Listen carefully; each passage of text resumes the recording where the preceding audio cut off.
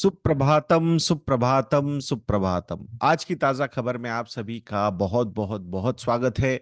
World economy के साथ ही इस एपिसोड की शुरुआत आज हम यहाँ पे करने वाले हैं। उससे पहले आप लोगों को रिक्वेस्ट करता हूँ कि सुबह 4 बजे उठ के ये वीडियो मैं बना रहा हूँ, मतलब सारी चीजें पढ़ के। तो टाइम नहीं है, एडिटिंग नहीं है, so there are restrictions for that.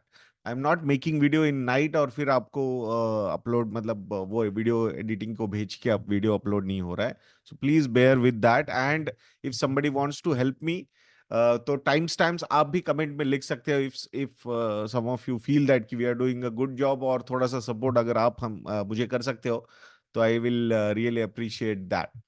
So world economy में यूएस इकोनॉमी के बारे में बात करेंगे। सो जंबो फेड रेट कट हमने यहाँ पे देखा है, और अब ऐसा माना जा रहा है कि शायद हार्ड लैंडिंग अवॉइड की जा सकती है from the Federal Reserve, and that's why the markets are performing well. What is hard landing? Hard landing का मतलब यह होता है कि जब इंटरेस्ट रेट्स बहुत ज्यादा बढ़ाए जाते हैं, सो उसके बाद इकोनॉमी रिसेशन में जा सकती है, यानी डिग्रो हो सकती है। तो उसको अवॉइड करने का मतलब होता है सॉफ्ट लैंडिंग, यानी इकोनॉमी रिसेशन में नहीं जाएगी, बट थोड़ा बहुत स्लो डाउन में जा सकती है, but numbers will be positive. So GDP growth के नंबर्स पॉजिटिव टेरिटरी में ही आएंगे, ये एक्सपेक्टेशंस होती है। तो वही एक्सपेक्टेशंस फिर से एक बार यूएस इकोनॉमी के लिए रेज हो रही है, and that's why markets have started performing better. और पहले दिन जब एनालिसिस हुआ था फेड रेट कट का, तो 50 बेसिस पॉइंट का रेट कट ऐसा माना गया था कि शायद रिसेशन आ ही रहा है, and that's why behind the curve federal reserve नजर आ रहा था, और वो एग्रेसिवली अभी खुद को मैच करना चाहता है। बट नाउ थोड़ा और ज्यादा एनालिसिस जब सामने आ रहा है, तो ऐसा प्रतीत हो रहा है, या फिर इकोनॉमिस्ट आर प्रेडिक्टिंग दैट कि US economy will not have a hard landing, but it will be a soft landing. थोड़ा बहुत स्लो डाउन हो सकता है, but I think growth will continue. और उसी का नतीजा इवन इमर्जिंग मार्केट्स की रैली में भी हमने यहाँ पे देखा है। सो आई थिंक आने वाला समय ही हमें एग्जैक्टली बताएगा कि क्या होगा। बट जब कंसेंसस थोड़ा सा पॉजिटिव बन जाता है, तो नॉर्मली उसी तरीके से चीजें होने के चांसेस भी वहां पे बढ़ जाते हैं, and that's why Brent crude के प्राइसेस जो $70 पर बैरल के नीचे गए थे, वो फिर से एक बार 73-74 पर बैरल तक आ चुके हैं। इट मींस द कंजम्पशन और the demand for oil will continue, so normally the growth numbers will be there. So that's what the expectations are. ऐसा नहीं है कि ग्रोथ बहुत जबरदस्त होगी, and that's why Brent crude can go beyond 80-90 dollar पर barrel. At least $90 पर barrel के ऊपर तो जाता हुआ ब्रेंट क्रूड यहाँ पे नजर नहीं आ रहा है। $75 to $80 पर बैरल पे हम काफी कंफर्टेबल है। उससे नीचे अगर जाता है, तो आई थिंक वो काफी पॉजिटिव हो सकता है इंडियन इकोनॉमी के लिए। The next news is global. अगर न्यूज हम देखते हैं ग्लोबल मार्केट्स, ग्लोबल इकोनॉमीज, तो मिडिल ईस्टर्न फंड्स जो है, जो उनके सॉवरेन फंड्स जो है, वो बिलियंस ऑफ डॉलर्स इन्वेस्ट कर रहे हैं इन एआई स्टार्टअप्स। और जैसे कि Nations like Saudi Arabia, UAE, Kuwait, कतार, they are trying to diversify their economies and their investments. So क्या क्यों क्यों डाइवर्सिफाई करना चाहते हैं? So we all know that कि ये जो इकोनॉमीज के बारे में हम बात कर रहे हैं, तो मेजरली ऑयल इकोनॉमीज है ये।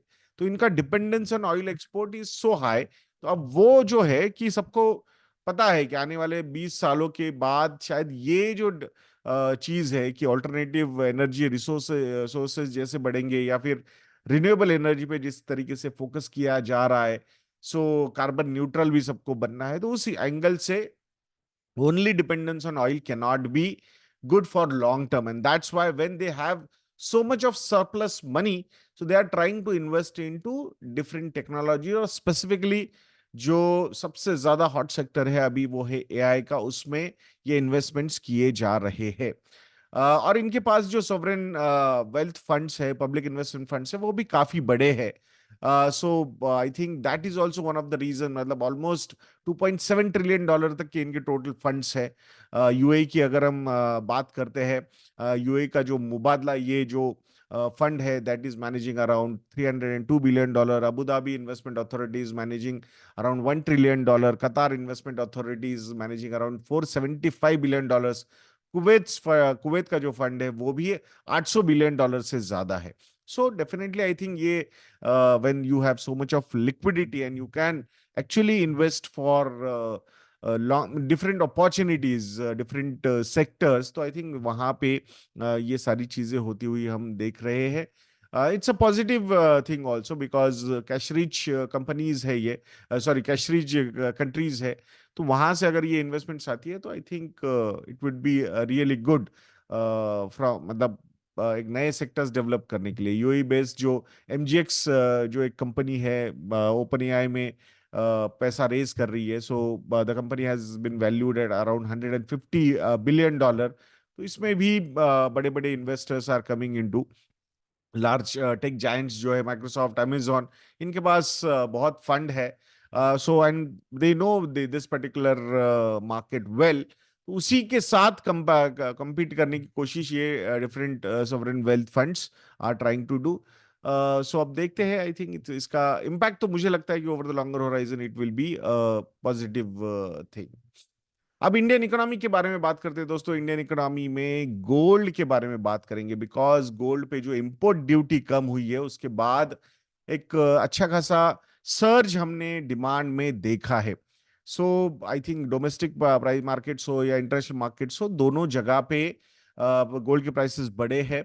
सो ज्वेलरी बाइंग ये एक बहुत बड़ा रीजन है. इन्वेस्टमेंट एक्टिविटी भी इस एसेट क्लास में काफी ज्यादा बढ़ गई है. रूरल डिमांड जो है वो काफी अच्छी तरीके से रिकवर हो रही है thanks to the improved monsoon conditions. And जो क्रॉप सोइंग है वो भी हायर साइड में हुई है. तो ये कुछ रीजंस है कि गोल्ड के परचेसेस यहाँ पे बूस्ट हुए हैं. स्पेसिफिकली फेस्टिव सीजन भी जो शुरू हुआ है अभी, तो I think that is also adding good amount of demand. So जो डिमांड है गोल्ड की डिमांड वो काफी अच्छी ग्रो हुई है post import duty cut, particularly for jewellery and bars and coins. तो फेस्टिव सीजन, वेडिंग सीजन जो है लेट अगस्त या फिर दिसंबर तक जो चलेगा अभी, ये और ज्यादा सेल्स को बूस्ट कर सकता है गोल्ड के. अगस्त में रिकॉर्ड इनफ्लोज गोल्ड ईटीएफ में भी देखे गए अराउंड 2100 करोड़ रुपीज के. सो विच इज, अगर पूरे 2024 के एवरेज मंथली इनफ्लोज के बारे में बात करते हैं, सो अराउंड 800 करोड़ रुपए की ईटीएफ में, गोल्ड ईटीएफ में इन्वेस्टमेंट होती है. तो उसके कंपैरिजन में 2100 करोड़ रुपीस की यहाँ पे इन्वेस्टमेंट हुई है.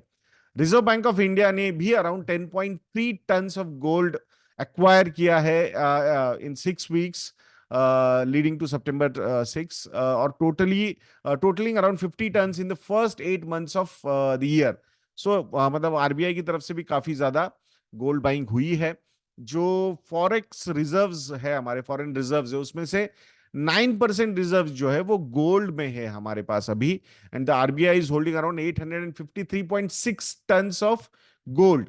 लास्ट ईयर ये जो नंबर था टोटल फॉरेन रिजर्व्स के कंपैरिजन में, लास्ट ईयर ये 7.5% था. Now it is at 9%. ये जो गोल्ड इंपोर्ट्स हो रहे वो भी रिकॉर्ड नंबर्स छुए हैं in the month of August. Around $10.1 billion का ये नंबर है. 3-fold इंक्रीज है compare to the previous month. And last year के कंपैरिजन में ये नंबर डबल हुआ है.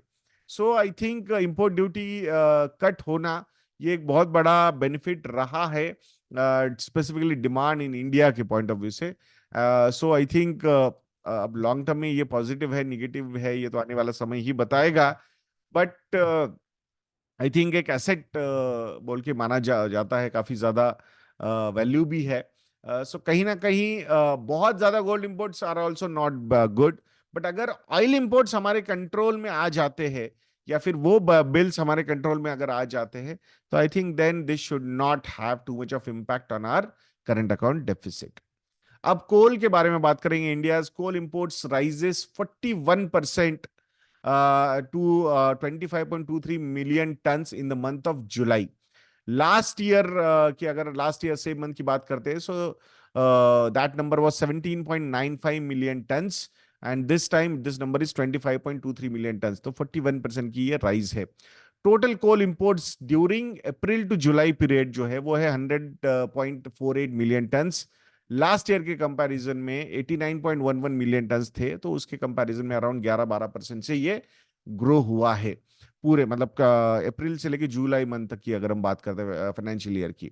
नॉन कोकिंग कोल इंपोर्ट्स जो है वो इंक्रीज हुए हैं, majorly driven by softening prices in seaborne market.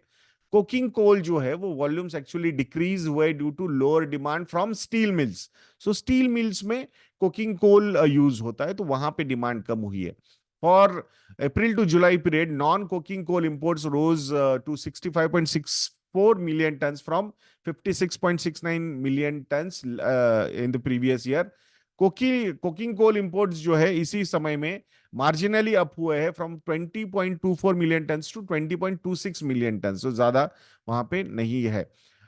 Coal and mines minister जो है मिस्टर जी किशन रेड्डी, उन्होंने एम्फेसाइज किया है कि the need to increase domestic coal production and reduce imports. So India's total coal production from April to July was around 321.39 million tons, which is a 9.6% increase from the same period last year. So I think this is a positive news. PM Modi, next news is PM Modi to inaugurate penicillin G plant in Andhra Pradesh, reviving India's antibiotic production. हमारा जो dependence है China पे for these antibiotic APIs वो बहुत ज्यादा है, और capacity बहुत अच्छी थी, बट 3 decades बैक पूरा का पूरा ये एंटीबायोटिक प्रोडक्शन बंद हो गया। I think the way China मतलब एग्रेसिवली उसने इंसेंटिव्स दिए for production, imports, exports from China and imports from other countries, तो उसके चक्कर में बहुत सारे जो वर्ल्ड ग्लोबली फैसिलिटीज जो है जो ये प्रोड्यूस करती थी वो काफी ज्यादा बंद हो गई, क्लोजर हो गए वहां पे। तो आई थिंक उसी को फिर से एक बार पीएलआई स्कीम के अंडर लाके government of India is trying to revive it. तो उसी का नतीजा ये है कि काकीनाडा में ये प्लांट यहाँ ओपन हो रहा है। Though the capacity is very small currently, but 15,000 ton तक पर एनम तक वो कैपेसिटी जा सकती है पेनिसिलिन जी की। तो आई थिंक उसी तरीके से थोड़ा सा कोशिश गवर्नमेंट लोकल प्रोडक्शन पे कर रहा है, और डिपेंडेंसी ऑन चाइना वो यहाँ पे डिक्रीज करना चाहते हैं। सो औरोबिंदो फार्मा को ये क्लियरेंस मिला है to begin the production at their Kakinada facility. So small batches में ये स्टार्ट होगा। Full scale production of around 300 metric tons जो है is set to begin towards the end of this year. अब स्टॉक मार्केट या stock specific news के बारे में बात करेंगे, जिसमें वोडाफोन आइडिया के बारे में पहले बात करते हैं। So cash strapped Vodafone Idea snags around $3.6 billion network gear deal with Nokia, Ericsson and Samsung. तो उन्होंने ये डील फाइनलाइज किए है नोकिया एंड एरिक्सन के एंड सैमसंग के साथ। सो जो वी ने एक 3 साल का कैपेक्स प्लान बनाया है $6.6 बिलियन का, which is around 55,000 crore rupees का, उसी का ये पार्ट है। दो अभी जो एजीआर ड्यूज के रिलेटेड जो सुप्रीम कोर्ट का वर्डिक्ट आया है, so that has created some panic in Vodafone Idea, and उसी के लिए उन्होंने इन्वेस्टर्स की मीट भी बुलाई है on 23 September, that is today. So अब मतलब थोड़ा प्रॉब्लम तो है ही, क्योंकि ये पेमेंट्स जो करने हैं they are not small amounts. So वहाँ कहीं ना कहीं एजीआर की ड्यूज अगर पे करेंगे तो फिर कैसे सरवाइव करेंगे, तो ये सारी चीजें हैं, और ज्यादा पैसा भी लग सकता है। बहुत सारा जो डेट है वो इक्विटी में कन्वर्ट करने के बावजूद इनके पास अभी भी काफी ज्यादा डेट है, तो survival is another problem for Vi. तो कहीं ना कहीं गवर्नमेंट ने ऐसा लगता है कि लाइफ सपोर्ट पे रखा हुआ है, बट ये कब तक चल सकता है। These are good news कि नई नई डील्स अगर वो करने की कोशिश कर रहे तो that can build some positive momentum, and उस तरीके से इन्वेस्टर से पैसा रेज करने की कोशिश यहाँ पे हो रही है। ऐसा लग रहा है कितने सक्सेसफुल वो हो पाएंगे ये तो आने वाला समय ही बता सकता है, but there is a problem with Vodafone Idea, there is no doubt about that. अब जब टेलीकॉम का कंपनी के बारे में बात करेंगे तो टेलीकॉम इंडस्ट्री के बारे में बात करते हैं। So Jio, Airtel and Vodafone Idea they record customer losses post tariff hikes. तो जुलाई मंथ में जो टैरिफ हाइक्स किए थे उन्होंने बिटवीन 11% टू 25%, उसका नतीजा ये हुआ है कि रिलायंस जियो हो या भारतीय एयरटेल हो या फिर वोडाफोन आइडिया हो, इन्होंने कस्टमर्स लूज किए हैं। और एक्चुअली बीएसएनएल को इसका फायदा हुआ है, बिकॉज उन्होंने टैरिफ्स नहीं बढ़ाए थे। तो बीएसएनएल के पास 29.3 लाख नए कस्टमर्स ऐड हुए हैं। सो कस्टमर्स किसने कितने लूज किए?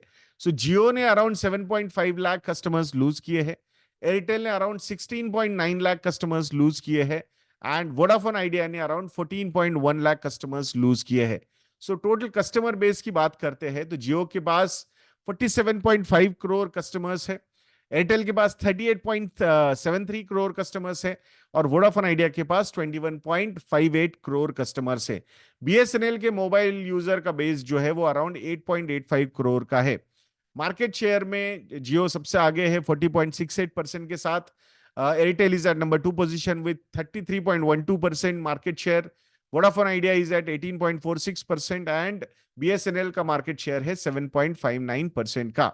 अब यहां भले ही कस्टमर्स लूज किए हैं वो जियो हो एयरटेल हो वी ने, बट एयरटेल की अगर हम बात करते हैं, it is the only private carrier which is gaining higher paying 4G and 5G users. और वो भी यूजर्स जो है जुलाई मंथ में इनके जो नए जो हाई पेइंग यूजर्स बोली जाते हैं 4G 5G के, वो एयरटेल ने 25.6 लाख नए यूजर्स यहां ऐड किए हैं, विच इज रियली गुड। इसके कंपैरिजन में जियो ने 7.6 लाख कस्टमर्स 4G 5G के लूज किए हैं, और वी ने तो अभी तक उनके पास 5G नहीं है, बट 3G 4G का यूजर बेस है वो वी का 11 लाख से डिक्रीज हुआ है। सो आई थिंक ओवरऑल भले ही Airtel is losing the customers on the broader level, but जो हाई पेइंग कस्टमर्स है 4G 5G के वहां पे वो ऐड हो रहा है, and that's why we are seeing कि ये जो नंबर्स आने के बाद एयरटेल स्टॉक जो है वो actually all time high levels को टच करता हुआ हम देख रहे हैं। सो अब बीएसएनएल को टैरिफ हाइक ना करने का बेनिफिट हुआ है, बट ये जो नए कस्टमर्स ऐड हुए हैं वो इतने ज्यादा हाई पेइंग कस्टमर्स नहीं होते। सो एवरेज रेवेन्यू पर यूजर ये कस्टमर्स ज्यादा नहीं बढ़ाते हैं, स्पेसिफिकली प्रीपेड कस्टमर्स की अगर हम बात यहां पे कर रहे हैं तो। अब नेक्स्ट न्यूज जो है वो एचडीएफसी ग्रुप की तरफ से है। सो एचडीएफसी बैंक का जो यूनिट है एचडीबी फाइनेंशियल सर्विसेज, इन्होंने 2500 करोड़ का आईपीओ करने का डिसाइड किया है। अप्रूवल इनको बोर्ड की तरफ से मिल चुका है। सो जल्द ही इनका भी आईपीओ हम देखेंगे। ऑलरेडी हमने देखा है कि बजाज हाउसिंग फाइनेंस को जिस तरीके से रेस्पॉन्स मिला है, 3 लाख करोड़ रुपए की बिडिंग हुई है for I think if I am not wrong 5-6 हजार करोड़ रुपए के आईपीओ के लिए। So I think this is phenomenal. और आरबीआई के इंस्ट्रक्शंस भी है कि एनबीएफसी को सितंबर तक लिस्ट करना ही होगा, तो उस हिसाब से I think HDB is also trying to do that. So already मतलब एचडीएफसी बैंक में एचडीएफसी लिमिटेड मर्ज हो गया है। उसके बाद अब ये इनकी सेपरेट एनबीएफसी जो है उसको लिस्ट करना ये इंपॉर्टेंट भी है। सो ये कंपनी जो है 2007 में फॉर्म हुई थी। So both secured and unsecured lending ये कंपनी करती है, and they have around 1680 branches across India. So जल्द ही इसकी भी हम लिस्टिंग यहाँ देख सकते हैं। नेक्स्ट न्यूज जो है वो मैनकाइंड फार्मा के बारे में है। This is one Indian pharma company जिस पे आपकी नजर होनी चाहिए ऐसा लगता है। They are trying to raise 10,000 crore rupees via debt instruments. So मतलब डेट रेज कर रहे हैं ये 10,000 करोड़ रुपए non convertible debentures and commercial papers के थ्रू ये डेट रेज किया जाएगा, और ये प्राइवेट प्लेसमेंट होगा। बीएसई बॉम्बे स्टॉक एक्सचेंज को एक्सचेंज फाइलिंग में इन्होंने ये इंफॉर्मेशन दी है। फंड रेजिंग क्यों की जा रही है? Recent acquisition of Bharat serums and vaccine जो है फॉर 13,630 करोड़ रुपीज जो इन्होंने किया है, तो उसी के लिए ये पैसा रेज किया जा रहा है। They are acquiring 100% stake from private equity firm Advent International. इसके लिए एक बोर्ड मीटिंग भी हुई थी 17 सितंबर को, इसी में ये सारा अप्रूवल फंड रेजिंग का मिला है। सो आई थिंक एनसीडीज और सीपीज के थ्रू ये पैसा रेज किया जाएगा। In a way it shows confidence also कि जहां बहुत आसान है आईपीओज या एफपीओज या क्यूआईपीज लाके पैसा रेज करना, वहां पे डेट से ये पैसा रेज किया जा रहा है। So it means company is very much confident about their return on capital employed and return on equity. So they will create more wealth for the existing shareholders by raising the debt. So वहां उनको risk actually कम लग रहा है, and that's why debt raise करना इनको ज्यादा problem नहीं लगता है। That's what the indications are coming out to be. Next news is from an RBI bulletin. 14 years में सबसे बिजिएस्ट मंथ रहा सितंबर का फॉर आईपीओज। सो हम ऑलरेडी देख रहे हैं कि जिस तरीके से डिमांड है मार्केट में कंपनीज में पैसा इन्वेस्ट करने की, तो आई थिंक उसी का नतीजा है ये है कि बहुत सारे आईपीओज आ रहे, एफपीओज आ रहे, क्यूआईपीज आ रहे हैं। And this is a phenomenal year. 2024 is a phenomenal year. The way means यहाँ पैसा रेज किया जा रहा है, फिर वो बड़े आईपीओज हो, एसएमई आईपीओज हो, the interest in SME IPOs from domestic mutual funds हो, तो I think this is quite phenomenal. So when there is a demand, supply will be created. So increasing number of listed companies are opting for qualified institutional placement also. Around 60,000 crore रुपए इसी तरीके से first 8 months में यहाँ पे raise हुए हैं. So bullish outlook होना, सेकेंडरी मार्केट्स का वाइब्रेंट होना, ये सारे factors are playing out really well for IPO market also. अभी तो रेट कट भी हुई है, तो यील्ड्स भी नीचे जा रहे हैं, तो आई थिंक उसके कंपैरिजन में आई थिंक कॉर्पोरेट डेट भी नए नए इशुएंसेस यहाँ पे ला सकता है. दो करंट फाइनेंशियल ईयर में ये नंबर लो था, बट अगर यहाँ इंटरेस्ट रेट कट होते हैं, यील्ड्स और नीचे जाते हैं, तो डेफिनेटली वहां पे अच्छा खासा कॉर्पोरेट डेट रेजिंग भी हो सकता है. हमने ऑलरेडी जैसे देखा, Mankind pharma is raising around 10,000 crore rupees for the same. अब आईपीओज की जब हम बात कर रहे हैं, तो वहां पे लीला होटल्स के बारे में भी बात करनी होगी. 5,000 करोड़ रुपए का आईपीओ यहाँ पे लीला होटल्स भी ला रहा है. श्लॉस ये जो ओनर है लीला होटल्स के, ये आईपीओ यहाँ पे लेके आ रहे हैं. वैसे देखा जाएगा तो लास्ट ईयर भी लॉसेस थे, उसके पहले भी लॉसेस थे, बट स्टिल आई थिंक इस मार्केट को, जो टूरिज्म का मार्केट है, वो काफी अच्छी तरीके से ग्रो हो रहा है. जो कंजम्पशन है इस साइड में, ट्रैवल का जो डिमांड है वो काफी बढ़ रहा है. Staying at a better place, उसका भी डिमांड बढ़ रहा है. तो ये सारे कुछ रीजंस है, शायद इसी का फायदा ये कंपनी भी इस मार्केट में उठाना चाहती है. दो लॉस मेकिंग है, but brand name is there, so that's why they want to bank on that and raise money. Looks like the way things are happening, investment bankers are very smart to create that atmosphere. So I don't think कि इस IPO में भी पैसा raise करने में ऐसा कोई ज्यादा प्रॉब्लम यहाँ इन कंपनीज को होगा. अब आईटी सेक्टर के बारे में बात करते हैं. कैंपस प्लेसमेंट्स फिर से एक बार शुरू होने वाले हैं. Last year was very bad year for campus placement, but इस बार आईबीएम हो, इन्फोसिस हो, टीसीएस हो, एलएनटी, माइंट्री हो, तो इन्होंने इस बार हायरिंग अच्छी रहेगी ऐसा थोड़े इंडिकेशंस दिए हैं. नॉर्मल ईयर्स में अराउंड 2-2 लाख फ्रेशर्स लिए जाते थे इन कंपनीज की तरफ से. लास्ट ईयर FY24 में that number fell down to a 2 decade low of 60,000 to 70,000. So अब उसके बाद, बट उसके पहले 2022-23 में काफी ज्यादा हायरिंग भी हुई थी, तो वो भी एक रीजन था. So now again the hiring will normalise and more than और इन लैक्स ये नंबर अब आ जाएगा. So that's a positive news for the new engineers. So कैसा लगा आज का एपिसोड, ये कमेंट सेक्शन में लिखना मत भूलिएगा दोस्तों. And please forgive me for not editing this video, but I hope that कि बहुत सारे लोग हैं जो ये चीज को भी अप्रिशिएट करते हैं. तो ऐसे वीडियोस के लिए चैनल पे बने रहिए, वीडियो को लाइक करना, शेयर करना और चैनल को सब्सक्राइब करना बिल्कुल मत भूलना. और अगर आप लोगों को लगता है कि हम अच्छा काम करते हैं, तो हमारे रिसर्च प्रोडक्ट्स को भी सब्सक्राइब कीजिएगा, investindia.in को विजिट करके. नेक्स्ट वीडियो तक के लिए मुझे आज्ञा दीजिए. जय हिंद.